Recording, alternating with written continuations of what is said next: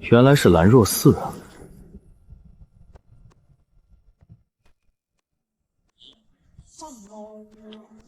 哼，书呆子，不想死就赶紧滚！这里连活人的落脚地都没有，更别提客栈了。趁着天还没彻底黑透，原路退回山下，还能保住你这条小命。小生进京赶考，路遇大雨，想借宝地避避寒风，若有惊扰，还望海安。哼，好良言难劝该死的鬼！你既然不听劝，半夜听到什么动静，别怪老子没提醒你。子曰：“既来之，则安之。”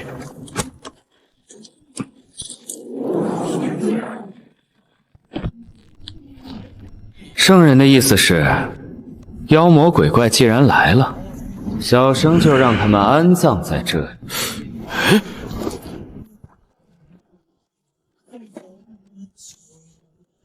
不是，你这书箱里装的都是什么玩意儿？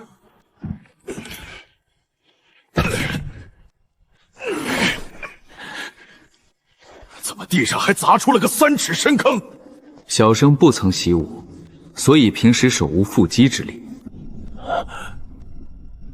毫无缚鸡之力？是啊，我一个弱书生，出门在外，只好带点防身之物。哼，花里胡哨！到时候就算你喊破喉咙，我也不会拔一下剑。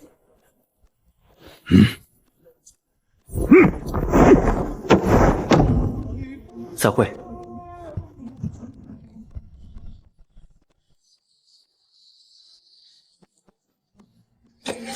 习矣，不好犯上，而好作乱者，谓之有也。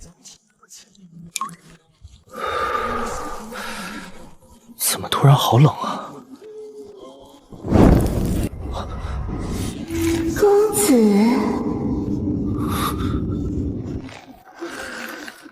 夜深路重，奴家一个人在外头好冷，让奴家进去替公子红袖添香，可好？子曰：“非礼勿视，非礼勿听。”姑娘深夜造访，孤男寡女共处一室，实在有伤风化。小生还要温习功课，还请姑娘早些回去歇息。这傻书生死到临头都还在拽文，那门外的玩意儿臭味儿，闭着眼都能感觉出不对劲儿。公子既然不肯开门，奴家只好自己进来。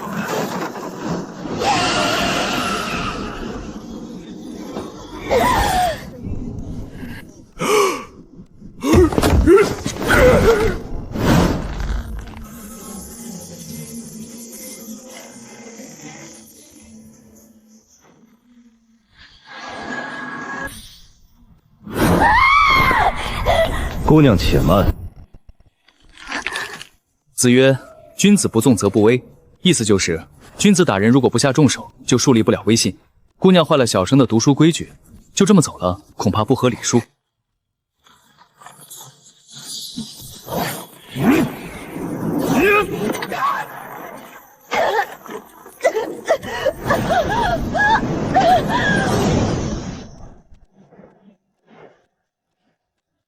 这位兄台，小生刚才略施拳脚，动静大了些，没吵着你歇息吧？这到底谁是妖怪？我这30年的道法算是白修了。原本还觉得这兰若寺破败不堪，不是个读书的好地方，可现在看来，这里简直是老天爷赏赐的宝地。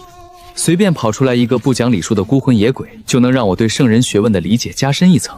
若是在这里多住些时日，把孟子7篇全部读透，进京赶考的路上岂不是更加稳妥？燕兄，小生决定了，小生打算在这兰若寺叨扰半个月。这里的环境极其清幽，正适合闭门做学问。等小生把孟子彻底读透，再启程进京也不迟。清幽，这鬼地方方圆10里连个活物都没有，地下埋的全是白骨，夜里群魔乱舞，这位也管这叫清幽？我即将迎来化形天劫，正需要吸食999个男子的阳气来稳固根基。偏殿里那个源头抵得上成百上千个普通男人的精气，只要吞了那个人，我就能立刻突破妖王境界，称霸这方圆百里的黑山地底。只是那画皮鬼死得太快了，连一点有用的信息都没传回来。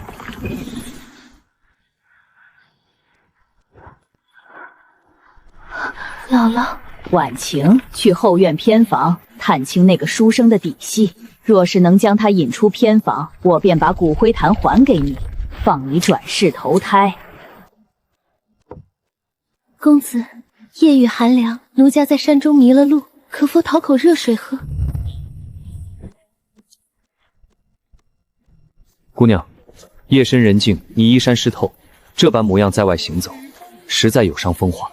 小生虽与燕兄在此歇息，并非孤男寡女，但你这副模样进来，亦是极不妥当，还请姑娘去别处避雨。在这兰若寺待了10几年，我见过贪婪的、好色的、假正经的，唯独没见过看到我这副楚楚可怜的模样。第一反应居然是批评我穿得太少，还一本正经搬出屋里还有个燕兄来拒绝我的人啊！这书呆子病得不轻，连送上门的女鬼都要先训一顿礼义廉耻，还非得把我给扯进来。只能这样了。按照以往的经验，只要男人下意识地伸手来扶，这样我的阴气就能瞬间顺着对方的掌心钻进七窍，将对方的神智迷得神魂颠倒。那是极度纯粹的至阳气血，混合着刚领悟的浩然正气，对阴邪之物产生的本能反噬。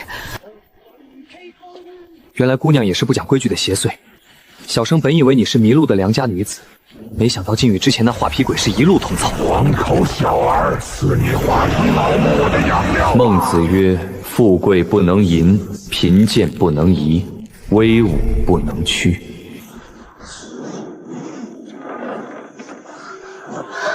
天地有正气，杂然复流行。姑娘，小生观你面带凄苦，身上虽有阴气，却无多少害人的业障。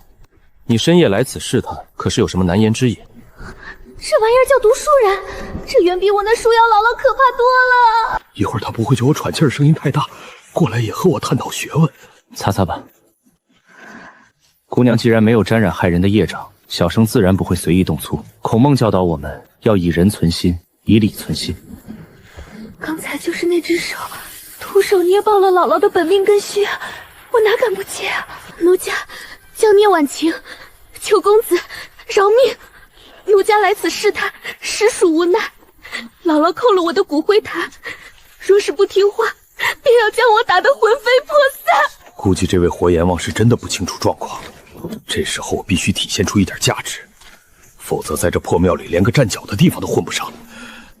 林兄弟，他口中的姥姥是盘踞在兰若寺地底的千年槐树妖。刚才兄弟捏碎的那张鬼脸，正是那老妖婆的一截本命根须。这树妖即将迎来化形天劫，急需吞噬极阳之物来稳固根基。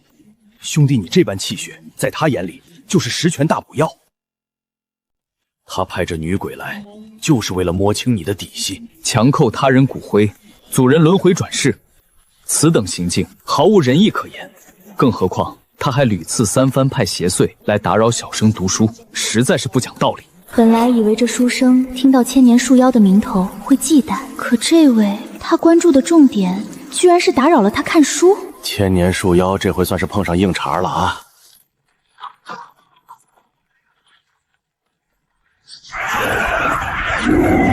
那老妖婆被毁了本命根须，遭到反噬发疯了。她本体虽然因为天劫将至被死死困在地山深处，但她调动了全寺的怨魂和毒藤，她用阴气封死了偏殿，是想把我们活活耗死在这里。看来这树妖是不打算让小生安生读书了。燕兄，劳烦你看顾一下这位聂小姐，小生去清理一下院子里的误会，顺便隔着地板教教这位邻居什么是非礼勿动的规矩。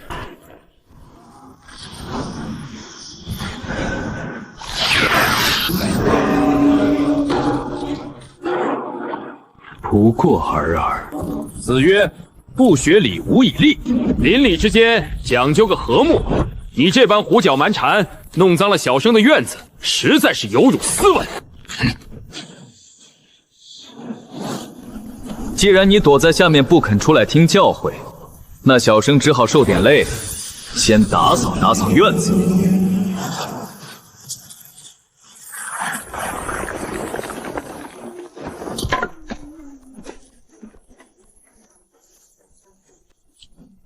找到你了，那小生现在就亲自把规矩给你送下去。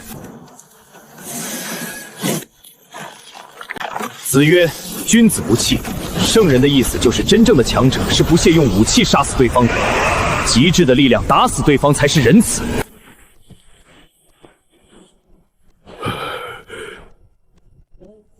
燕兄，院子里的污秽已经清理干净了，那邻居想必也听懂了规矩。今夜应当不会再来打扰我们温习功课了。地底下那头千年树妖哪是听懂规矩，分明是被那一脚震断了半条命啊！方才外头风雨交加，那邻居又是个不识礼数的粗鄙之物，闹出些许动静，惊扰了燕兄歇息。小生在此赔个不是。兄弟严重了，严重了！那邻居确实欠管教，兄弟你这番以德服人，想必他以后定会安分守己。这位聂姑娘身子骨实在太弱，不过是外头打了个雷，又淋了些雨，竟吓得晕厥过去。燕兄，劳烦你去后院寻个干净的陶剑，生火烧些热水来，总不能让她就这么躺在地上，实在有违待客之道。给女鬼烧热水，女鬼怕地上凉。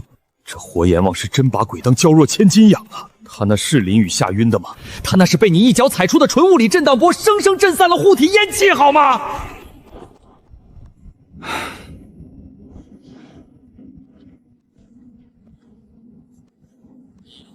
聂姑娘，醒醒，地上凉。姑娘莫怕，外头的污秽已经清理干净了。小生是个读书人，说过不会伤你，便绝不食言。多谢公子救命之恩，举手之劳罢了。小生先前听你说，那树妖扣了你的骨灰坛，阻你轮回转世。本以为自己今晚必死无疑，要么被书生打得魂飞魄散，要么任务失败回去被姥姥折磨致死。完全没料到这个活阎王居然还记挂着我随口说出的一句苦衷。是，奴家的骨灰坛被姥姥埋在兰若寺后山的乱葬岗里，那里有一座九阴聚骨阵，有姥姥的贴身侍女蛊女看守。若是没有骨灰，奴家便永远离不开这方圆10里地，只能任其驱使。强扣骸骨，此乃大不敬；阻人向善，此乃大不仁。这兰若寺的规矩确实该好好改一改了。不过今夜已深，此时去后山扰人清梦，终究失了礼数。姑娘且在此安心歇息，待明日天亮，小生温习完功课，再随你去后山走一遭，找那位蛊女好好讲讲道理。至阳气血，浩然正气，这书生竟能将肉身练到这般地步，那一脚拍断了我半条命，更是将我积攒了100年的阴气震散了30%。天劫将至，若是不补足亏空，本座必死无疑。只是单凭自己现在的状态，若是那书生找上门来，绝对十死无生。去黑山，把本座那半截养了300年的太阴雷木挖出来，送去给黑山老妖，告诉他兰若寺来了个硬茬子，请他派内卫过来助阵，只要能度过此劫，本座愿奉他为主。想不到我修道30载，今天居然用道家真气来给女鬼烧热水，祖师爷您可别怪我啊，要怪就怪人家拳头大。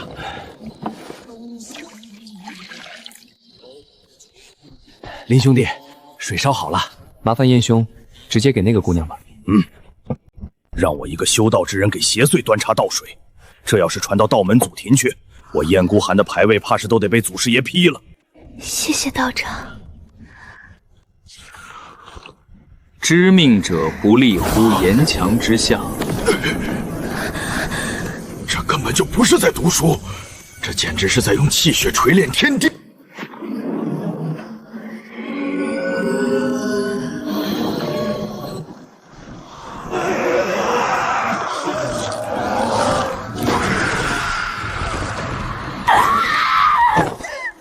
我的骨灰，姥姥在抽后山的阴气，阵法提前动。九阴聚骨阵全开了，那老妖婆疯了，她受了重创，现在是在无差别吞噬乱葬岗所有的游魂来填补亏空。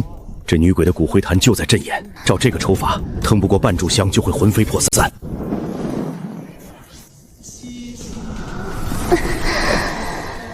这个动作我可太熟悉了。半个时辰前，这位爷就是这么放下书，然后走出去，一脚踩断了千年树妖的半条命。燕兄，孔圣人教导我们，己所不欲，勿施于人。小生本想大度些，容他们活过今晚，明日再去讲道理。可这邻居大半夜施工扰人清梦不说，还强抢弱女子的本源，实在欺人太甚。不等明早了，小生现在就去后山教教他们夜里该怎么保持安静。先前为了给那位火祖宗烧水，硬生生耗去了30年苦修的道家真气。此刻我丹田内空空如也，连榨出一丝余力都觉得经脉自痛。更何况道家真气至阳至刚，专克阴血，若是粗暴地灌入这晕死的女鬼体内，怕是当场就要将她超度得魂飞魄散。奇怪，这女鬼心口处何时竟盘踞着一团奇异的暖意？那暖意霸道绝伦，却又被控制得极其精妙，正死死护住她即将溃散的最后一丝本源。莫非是先前灵言念书在她体内留下了至阳气血？魂来！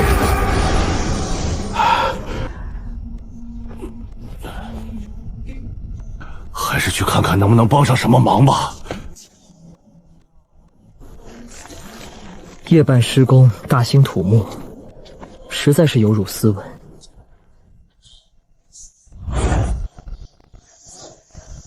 快看，阵法最中心有几个贴着黄色封贴的骨灰坛。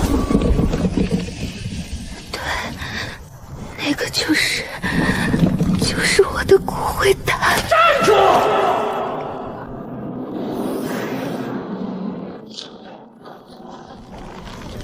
姥姥有令，九阴巨骨阵运转期间，擅闯后山者，杀无赦。这位姑娘有礼了。子曰：“己所不欲，勿施于人。”夜已深了，诸位在此大声喧哗，制造噪音，不仅扰了小生读书的清静，还强抢这位聂姑娘的物件，实在有违礼法。可否行个方便，停下这阵法，将骨灰坛还来，大家各自安息，岂不美哉？哪里来的酸腐书生？莫不是读书读傻了？小的们，给我撕了他，吸干他的阳气！看来诸位是不愿听小生讲道理了。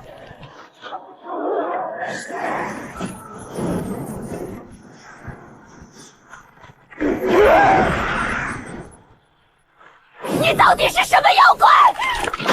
既然诸位不愿听文理，那刚好小生也略通一些拳脚，借此教教诸位夜里该怎么保持安静了。子不语怪力乱神。夫子的意思是，对于你们这些怪异乱神之物，他老人家不想说话，只想用怪力打死。拦住他！用阵法压死他！姑娘，背后伤人，非君子所为。不过小生念你修行不易，再教你个道理：既来之，则安之。既然来了小生面前，那就安葬在这里吧。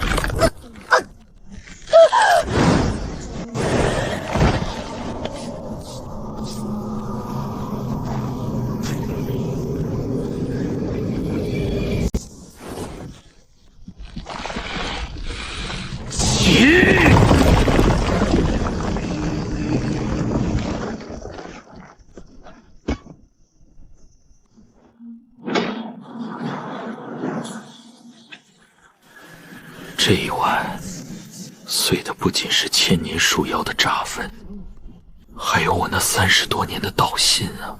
聂姑娘，你的物件小生替你讨回来了。公子大恩，奴家结草衔环，万死不辞。姑娘言重了，物归原主罢了。燕兄，这后山清静了不少，小生觉得这兰若寺是个做学问的好地方，我打算在此常住半个月，好好研读孟子。若是那邻居再敢半夜扰民，小生不介意去地下教教他什么是斩草除根。这爷居然还要常住，我该怎么办？现在的书生都这么会玩反差的吗？刚才单手捏爆了蛊女的脖颈，又像拔萝卜一样把九阴巨骨阵的阵眼连根拔起。这春雨下的连绵，山道实在泥泞难行。聂姑娘还没恢复，且莫要摔了聂姑娘。现在别说是让我抱女鬼，就算你让我把乱葬岗的墓碑挨个擦一遍，我燕孤寒也绝对会卷起袖子干得热火朝天。公子救命之恩，奴家无以为报。如今骨灰已回，奴家愿常伴公子左右，做个天香研墨的粗使丫鬟。但凭公子驱使，绝无二心。聂姑娘，快快请起。子曰：“君子成人之美，小生不过是路见不平，顺手讲了讲道理罢了。这偏殿宽敞，你若愿意留下，便在角落安置吧。红袖添香也是一桩雅事，只是小生读书时偶尔会出声，还望姑娘莫要嫌弃聒噪。”林兄弟，折腾了一宿，你也早些歇息。我去后院看看还有没有干柴，天亮了再烧壶热水。有劳燕兄。是阵眼被毁的反噬，让我损失了近一半的阴气，自己苦苦积攒了100年的本源，正在顺着断裂的根系飞速流失。天劫将至，如果不能在下个月圆之夜补足亏空，我定会在天雷之下灰飞烟灭。可我现在连一根树枝都不敢探出地面了。那个穿着衣衫的恐怖怪物刚才跺在地上的那一脚，直接震碎了我布置在后山的18道防御禁制。黑山那边可有回信？黑山老妖收了你的太阴雷木，答应会在3日后派那位大人前来助阵。撑过这3天，只要那位大人一到，管他是什么懂艺术的异类，都得自食恶果。从今夜起，直到黑山援军抵达，全寺上下封山蛰伏，任何人、任何邪部不许靠近偏殿100丈之内。谁敢弄出半点声响，触书生眉头，姥姥亲手抽干他的魂魄，点天灯。日上三竿，偌大个兰若寺死寂的像个巨大的坟墓，没有鸟叫，没有虫鸣，连风吹过树叶的声音都清得出奇。难道这帮妖魔崽子转性了？山不在高，有仙则名。这兰若寺虽然破败，但胜在清静。看来昨夜的道理，邻居们是听进去了。傻才敢靠那木案太近。孟子曰：“无善养武，浩然之气，照秦流。”这货爹大早上就让我在火炉边烤火吗？连眉毛都快远去了。此谓成于中，行于外，不应一定要忍住啊！只要撑过3日，等那位大人来了后，我让你跪着唱征服。燕兄，这干粮吃的口中无味，我看后山林木茂盛，想必有不少野味。不如小生去打2只山鸡，咱们中午改善一下伙食。什么？又要来？这活爹还让不让我们这些妖怪活呀？后山哪来什么野味儿啊？那里常年不见天日，地下埋着成百上千具白骨，随便踩一脚都能惊起几只食尸的恶鬼。这位也管去那种地方叫打猎？林兄弟，后山林子密，常有猛兽毒蛇出没，要不我去前院挖点野菜，凑合对付一顿。燕兄此言差矣。子曰：“食不厌精，快不厌细。”小生读了半日圣神书，正需要些荤腥补补气血。这荒郊野外虽然清苦，但也绝不能委屈了肚子。聂姑娘，劳烦你把水烧开，小生去就回。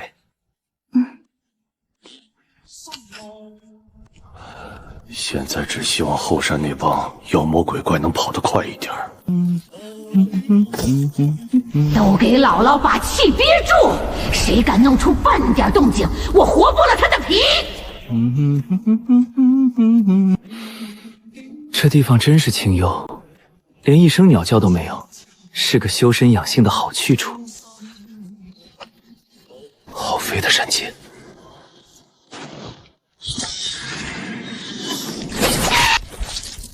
要怪就怪你命不好。韩非子记载，宋人有耕田者，兔走触株，折颈而死。小生一直以为那是预言，没想到今日竟让我也碰上了这等守株待兔的好事。看来这山鸡是飞得太急，撞死在树枝上了。这节枯树枝实在碍事。还有2天，我一定要忍住。这只山鸡虽然肥硕，但去了毛和内脏，剩下的肉恐怕不够3个人分。这山里的雾气倒是别致，颇有些云深不知处的意境。我看远处还有棵古树啊，正好去观赏下。30丈，20丈，那个怪物还在往前走，再往前走就要踩在我的主根上。以那怪物随手掐断本命根系的恐怖力度，一旦发现我的本体，绝对会把我连根拔起，劈成柴火。还不能动手，我一定要忍住啊！现在动手就会暴露妖气，并引来那个怪物的雷霆手段。之前林岩那一脚跺地的恐怖画面，不行，我必须让这个满嘴酸词的火焰王停下脚步。他不是要打猎吗？他不是要吃肉吗？这猪妖生性残暴，皮糙肉厚，虽然是我手下得力的2员莽将之一，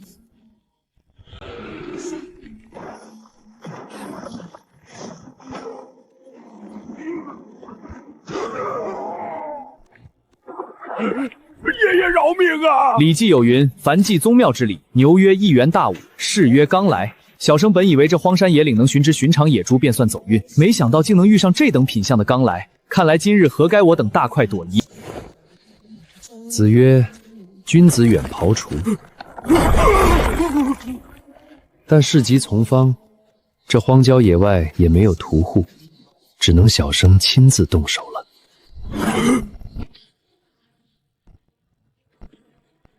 这刚熟倒是温顺，知道自己大限已至，连挣扎都不曾有半分。这头猪妖少说也有500-600百斤，加上去除了妖气后，变成了纯粹的死肉，死沉死沉的。我一个讲究体面的读书人，总不能像个莽汉一样在泥地里拖着一头猪走回偏殿，那样太有辱斯文了。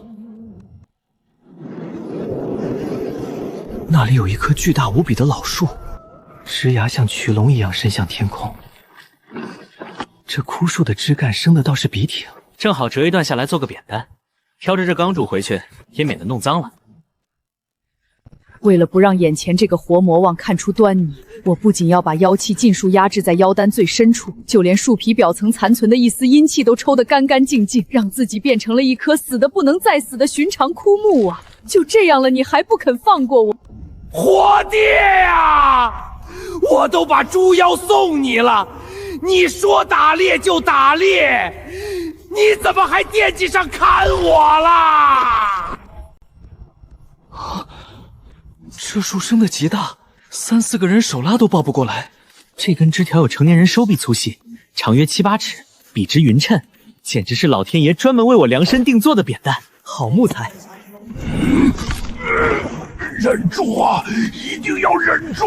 诗经有云：伐木丁丁，鸟鸣嘤嘤。小生今日借贵土第1节库之，全当是物尽其用，得罪了。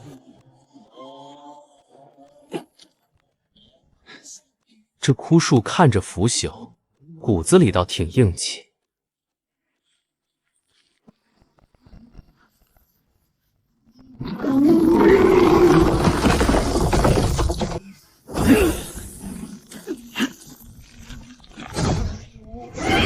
那个是书生啊，你撇不动就撇不动啊，现在怎么还发力拽呀？如果任由他这么拽下去，我这根枝干绝对会被硬生生扯断。但更可怕的是，以那怪物随手掐断本命根须的恐怖蛮力，很可能会在扯断枝干的同时，顺带着把我的本体连根拔起。一旦本体破土而出，我这几百年的道行今天就得交代在这里。只能这样啦。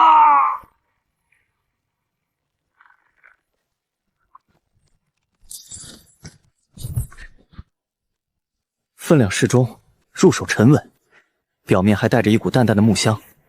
这木头外尖内脆，倒是省了小生不少力气。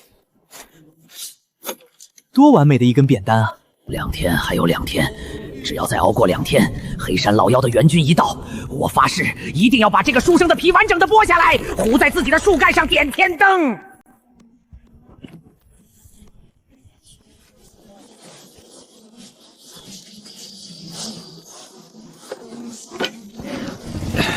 切！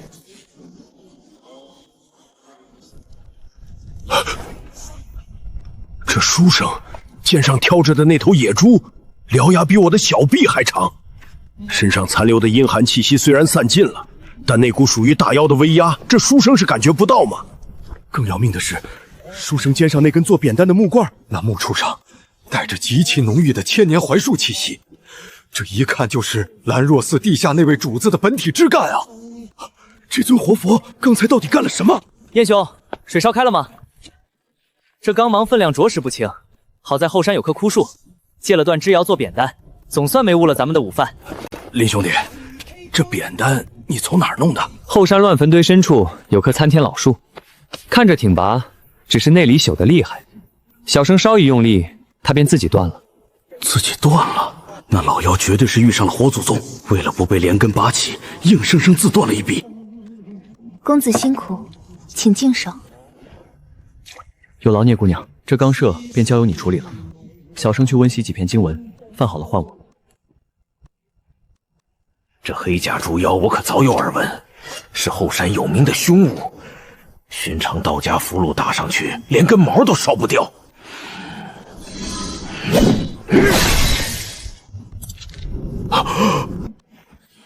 这头大妖体内积攒了数十年的浑厚妖力，就像是被烈日暴晒过的晨露，被一股极其霸道的力量瞬间蒸发得干干净净，连带着猪妖的骨血都被这股力量烤成了纯粹的死肉。难怪皮这么硬，这根本不是肉身凡胎能切开的东西。这辈子学过的道法，都喂了狗。燕道长，公子说他饿了，我们得快些生火。聂姑娘，你看我像切得动这玩意儿的人吗？这猪皮比铁板还厚，除非拿我的本命飞剑来锯，不然咱们今天只能抱着它啃。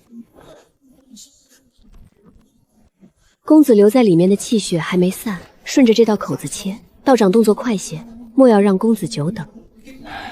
老树妖绝不可能咽下这口抽筋拔骨的恶气。兰若寺这潭被暂时压制的死水，随时都会掀起滔天巨浪。切了半炷香的功夫，才勉强割下2斤后腿肉。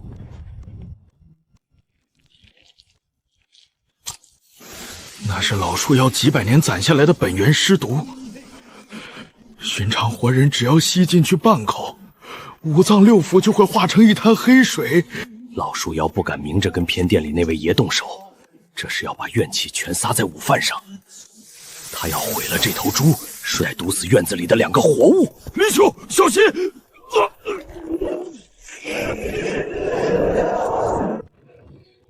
燕兄，可是刀具不蹭手？小生听着动静，倒像是钝刀割牛皮。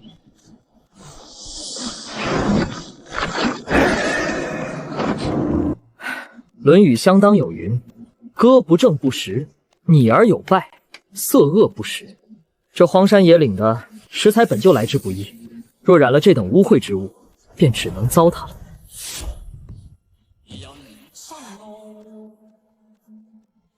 那轻描淡写的一脚，隔着虚空，直接踩碎了我附着在尸毒上的一缕分魂。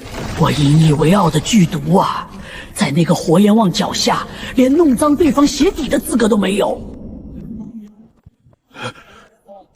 燕兄莫怪，小生有些吹毛求疵了。只是这入口的东西，总得讲究个干净。你继续切，莫要误了时辰。这枯木看着结实，没成想内里竟生了虫子，还会流些发臭的黑水。古人云：“一屋不扫，何以扫天下？”这院子里既然落了脚，总不能任由后山那些生了虫的朽木坏了风情。燕兄，劳烦你多切些肉，等吃过午饭，小生再去后山走一趟。那棵参天枯木既然生了虫害，留着也是祸害其他草木。小生去给它松松土，顺手把虫除了。松土除虫？什么？你还要来？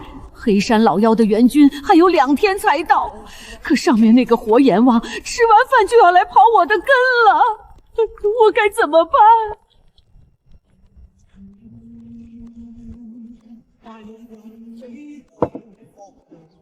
《论语》有云：“食不厌精，脍不厌细。”聂姑娘这火候掌握的极好，这刚胄生前体格强健，肉质果然不凡。燕兄，小生这便去后山走一趟。那老树朽得厉害，又生了恶虫，小生带根棍子去敲打敲打，免得脏了手。林兄弟，这山里路滑，你当心些。那老树妖的本源尸毒都被这位爷当成臭虫踩了，我现在只求这活佛能赶紧去把那颗祸害连根拔了，大家都能睡个安稳觉。逃是逃不掉的。我的本体扎根在此数百年，早已和整座兰若寺的地脉连为一体，强行拔根和当场自尽没什么区别。看来自己绝对撑不到2天后了。那怪物根本不按常理出牌，说刨根就刨根。既然你不给老身活路，那就一起死！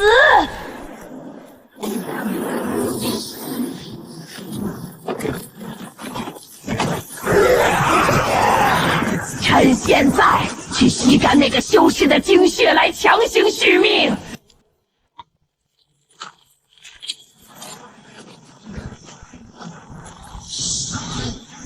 不好！该死，那可是那位爷的命根子！如果书香被毁，那个怪物发瓢的后果比树妖还要恐怖。天地无极，乾坤借法，万剑归宗。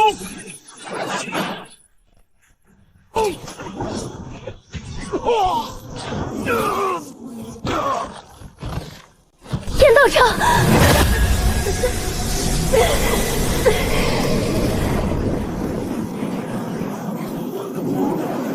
书生，退下，否则老身现在就吸干他们！步入膏肓，不仅生出恶臭瘴气，竟还敢毁我居所，伤我挚友。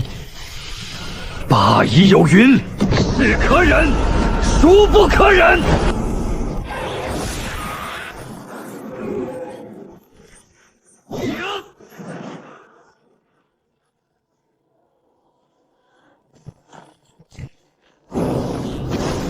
今日林某便以这满身德行，将你连根拔起。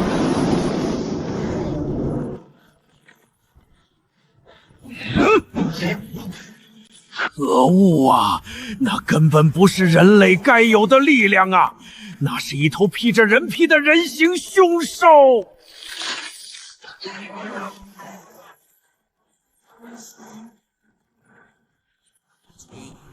真是捡回一条命啊！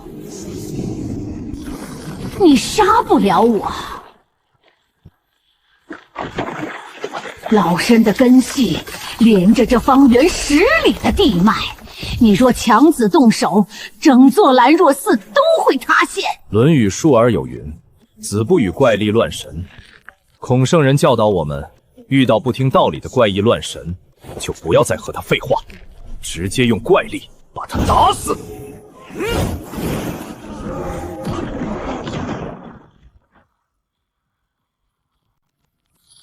不要啊！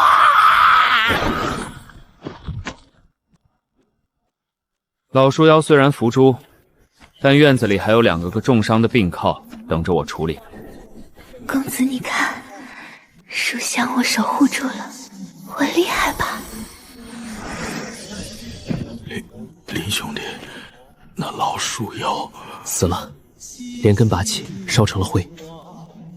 燕兄高义，拼死护住小生的圣上书，此等恩情，林某记下。燕兄，你肋骨断了7根，肺腑受了些震动，小生不懂那些仙家医术，只能用些笨法子替你推拿一番，过程可能有些痛，你且忍忍。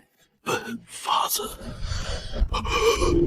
孟子有云：“天将降大任于斯人也，必先苦其心志，劳其筋骨，饿其体肤，空乏其身。燕兄只需静养2月，便可痊愈。”林兄弟，你这就要走？叨扰多日，也该启程了。小生还要赶路，燕兄有伤在身，便不必相送了。林兄弟，你这般惊世骇俗的武力，为何非要去考那老死子科举？以你的本事，开宗立派，或是去军中博个封侯拜将，岂不比跟那些酸儒挤独木桥痛快？燕兄有所不知，小生听闻，当今朝堂之上，那位权倾朝野的国师大人，是个喜欢生吞童男童女的大妖。满朝文武为了头上的乌纱帽，皆是敢怒不敢言，甚至有人为虎作伥。小生读了半辈子的圣贤书，最看不得这种不讲礼义廉耻的做派。既然朝堂上没人敢跟他们讲规矩，那小生就只能亲自考进金陵殿。你去金銮殿，打算怎么做？自然是用这双拳头，跟他们好好掰扯掰扯，什么叫孔孟之道。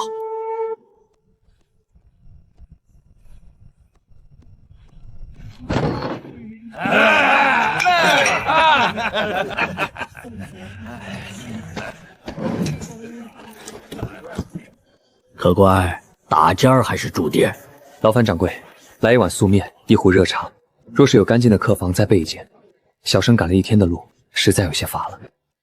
嘿嘿嘿，哟，这荒郊野岭的，还真有细皮嫩肉的读书人敢走夜路。小兄弟，你就不怕山里的野狼把你生啃了？圣人教诲，君子坦荡荡。小生行得正，坐得端，自有浩然正气护体，寻常野兽不敢近身。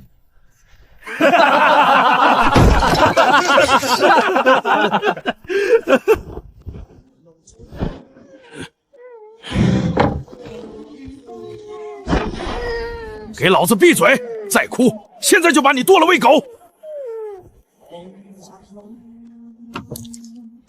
客官，面来了，吃完早点歇息，晚上莫要乱跑。几位壮士，孟子有云：“老吾老，以及人之老；幼吾幼，以及吃人幼。”诸位带着兵面，想必是走江湖的好汉，将制成装在麻袋里随意踢打，此等行径，未免有违江湖道义。你个酸如活腻了！老子们替国师府办事，给上面搜罗药引子，你算什么东西？也敢来管老子的闲事？下辈子投胎，记得少管闲事。原来是国师府的差事。既然诸位不讲道义，那小生只好跟你们讲讲规矩了。《论语》有云：“有教无类。”意思就是，不管你们是什么东西，小生都愿意教教你们做人的规矩。这哪是书生的样子，分明是一头披着人皮的远古熊啊！点子扎手，并尖子上！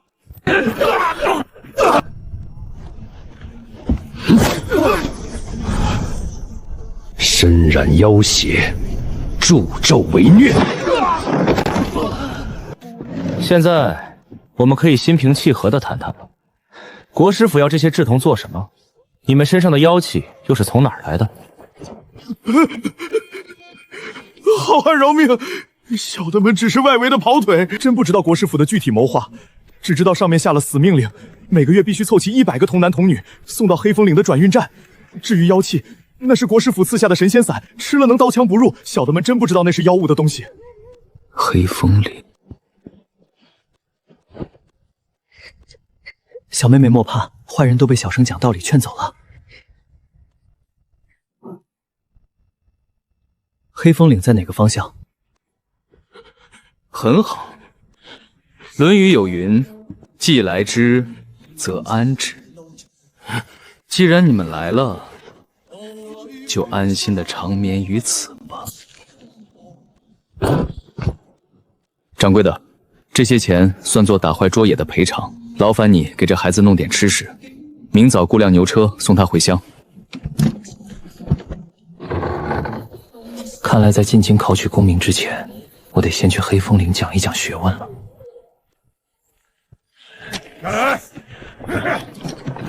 荒山野岭，一个细皮嫩肉的赶考书生，这场面怎么看都透着一股子荒谬啊！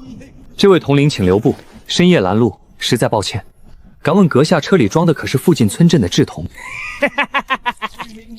我当是什么东西？原来是个迷路的酸俗。老子正愁今晚押车没宵夜吃，你就自己送上门来了。这细皮嫩肉的，生嚼起来肯定带劲儿。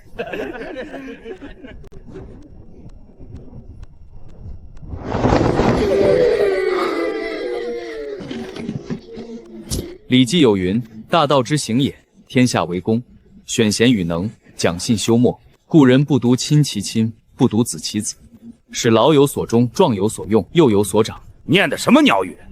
去2个人，把这酸奴的胳膊卸下来，给老子下酒。小生本想跟诸位好好讲讲圣人的道理，奈何诸位听不懂人话。现在，我们来重新探讨一下幼有所长的规矩。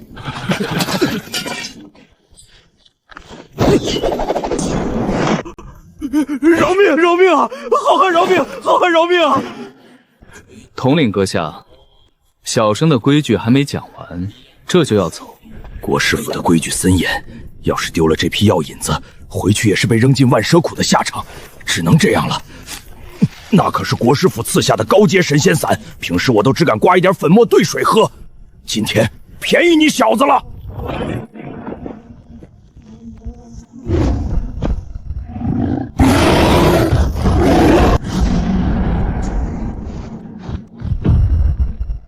哼，力气倒是不小。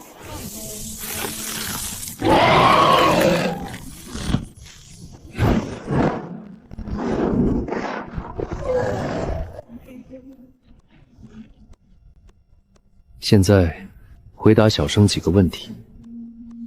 黑风岭的转运站在什么位置？上面有多少人让把守？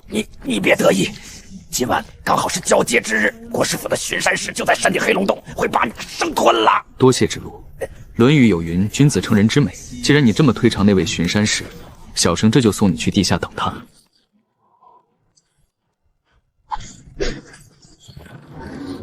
顺着这条山道往下走，有一家客栈，那里的掌柜会安顿你们。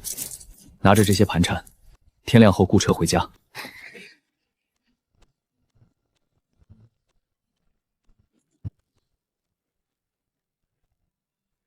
既然国师府的大人物今晚就在山顶，那我这个进京赶考的读书人，自然得去好好拜会一番，顺便讲讲京城的规矩。